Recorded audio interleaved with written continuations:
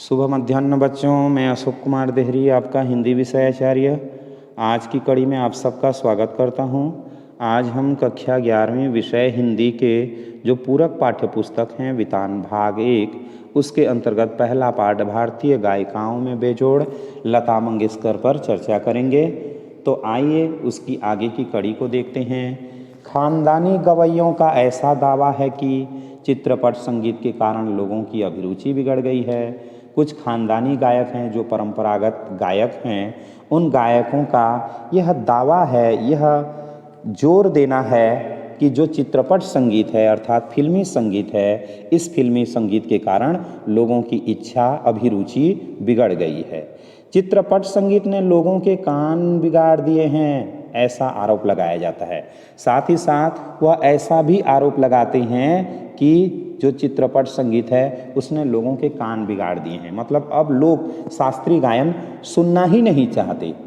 पर मैं समझता हूं कि चित्रपट संगीत ने लोगों के कान खराब नहीं किए हैं, उल्टे सुधार दिए हैं। लेकिन लेखक का मानना है कि चित्रपट संगीत आने से लोगों के कान खराब नहीं हुए हैं, बल्कि कान सुधारे गए हैं। कैसे सुधारे गए हैं, ये विचार पहले ही व्यक्त किए हैं। मतलब अब जो तरह तरह के रुचिपूर्ण गीत हैं, उन रुचिपूर्ण गीतों को भी सुनना आप पसंद करने लगे हैं, और यह विचार जो है लेखक ने पहले ही व्यक्त कर चुके हैं, इसलिए उनकी पुनरुक्ति नहीं करना चाहते। सच बात तो यह है कि हमारे शास्त्रीय गायक बड़ी आत्मसंतुष्ट वृत्ति के हैं। उनका कहना है कि जो शास्त्रीय गायक हैं वो आत्मसंतुष्ट वृत्ति के हैं। मतलब आत्मसंतुष्ट वृत्ति के कहने का अभिप्राय यह है कि किसी भी चीज़ में यदि हम संतोष लाभ करते हैं तो आगे बढ़ने की जो इच्छा है समाप्त हो जाती है।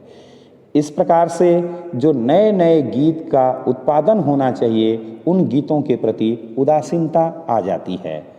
जिस प्रकार फिल्मी संगीत में आत्मसंतुष्टि नहीं होने के कारण से नए नए गीतों का आदान प्रदान होता है। संगीत के क्षेत्र में उन्होंने अपनी हुकुमशाही स्थापित कर रखी है। जो शास्त्रीय गायक हैं वह संगीत के क्षेत्र में अपना हुकूमत चलाने के लिए हमेशा तत्पर रहते हैं।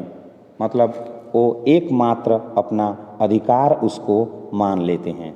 शास्त्र शुद्धता के कर्मकांड को उन्होंने आवश्यकता से अधिक महत्व दिया है। कर्मकांड कहने का अभिप्राय है कार्यविधि, रूढ़ियाँ। मतलब जो शास्त्रीय संगीत की रूढ़िवादी परंपरा है, उस परंपरा को वो ज़्यादा महत्व देते हैं। मगर चित्रपट संगीत द्वारा लोगों की अभिजात्य संगीत से जान पहचान होने लगी है। लेकिन जो चित्रपट संगीत है, उस चित्रपट संगीत के आने से जो अभिजात्य संगीत है अर्थात जो बड़े लोग हैं उनकी अभिरुचि से संबंधित होने लगा है।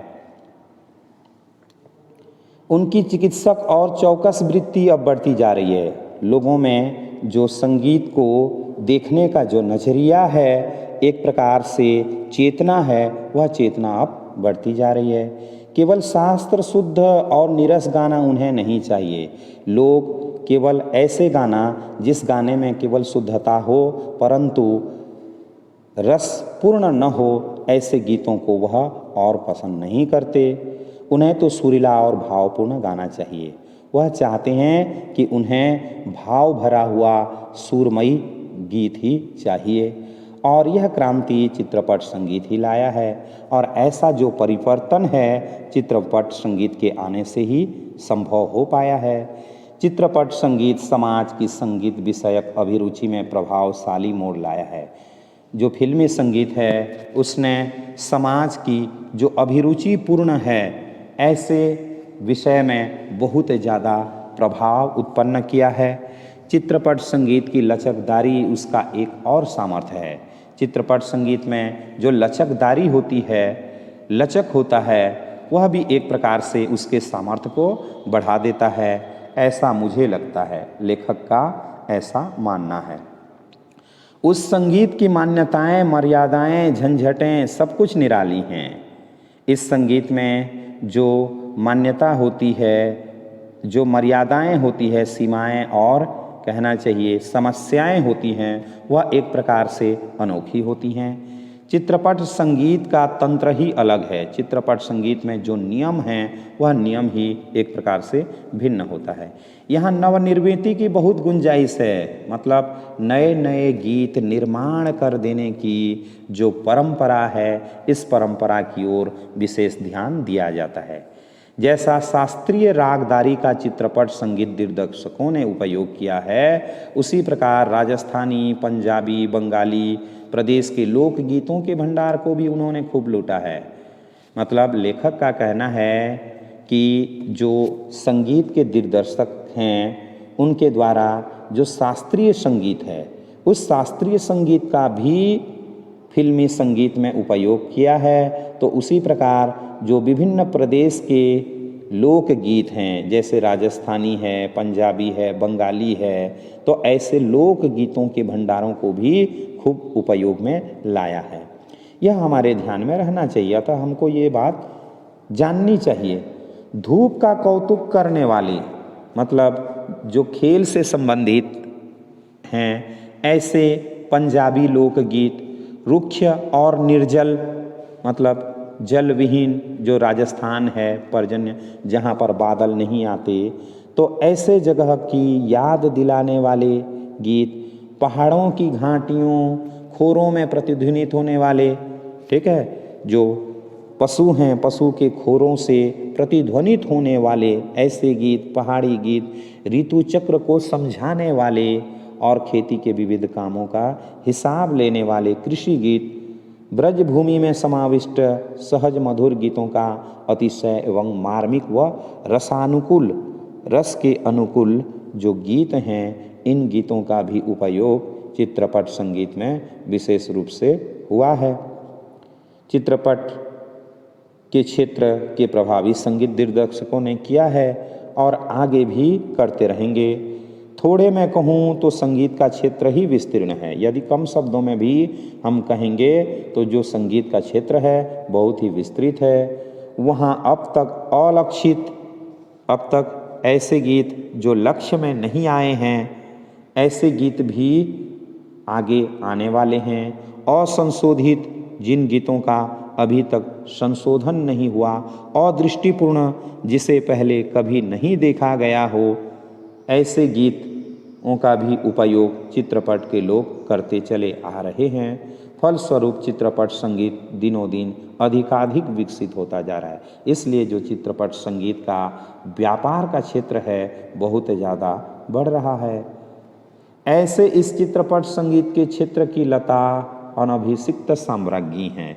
इसी प्रकार से जो चित्रपट संगीत के क्षेत्र में जो लता मंगेशकर हैं वो अनभिषिक्त हैं, अर्थात जिसे तिलक न किया गया हो ऐसी विधि से वो क्या हैं तो साम्राज्ञी हैं, मतलब रानी हैं इस गीत के। और भी कई पार्श्व गायक गायिकाएं हैं, साथ ही साथ और भी कई पार्श्व गायक गायिकाएं हैं, पर लता की लोकप्रियता इन सभी से कहीं अधिक है। उसकी लोकप्रियता के शिखर का स्थान अचल है। उनका जो लोकप्रियता है उसको कोई भी हिला नहीं सकता, क्योंकि उनका जो शिखर है हमेशा हमेशा के लिए ऊंचा है। बीते अनेक वर्षों से वह गाती आ रही हैं, कई समय से वह गाती आ रही हैं, फिर भी उसकी लोकप्रियता अबाधित है। उनकी लोकप्रियता में कोई बाधा नहीं पहुंचा है।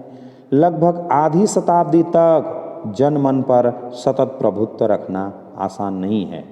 यदि सोचें तो आधी शताब्दी तक लोगों के मन में अपना प्रभुत्व बनाए रखना बहुत ही कठिन है। ज़्यादा क्या कहूँ, एक राग भी हमेशा टिका नहीं रहता।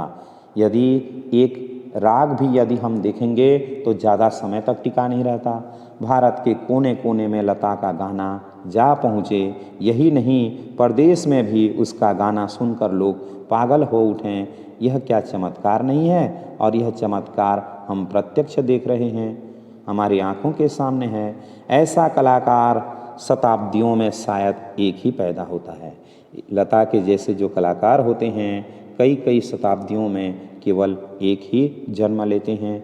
ऐसा कलाकार आज हम सभी के बीच में हैं और हमारी गर्व की बात है, गौरव की बात है कि ऐसे कलाकार को हम अपने अपनी आँखों के सामने घूमता फिरता देख पा रहे हैं, कितना बड़ा है हमारा भाग्य। तो आज के लिए इतना ही। आशा करता हूँ आज का वीडियो आपको ज़रूर अच्छा लगा होगा। यदि आपको आज का वीडियो अच्छा लगा हो तो प्लीज़ इस वीडियो को लाइक, शेयर और सब्सक्राइब करना ना भूलें।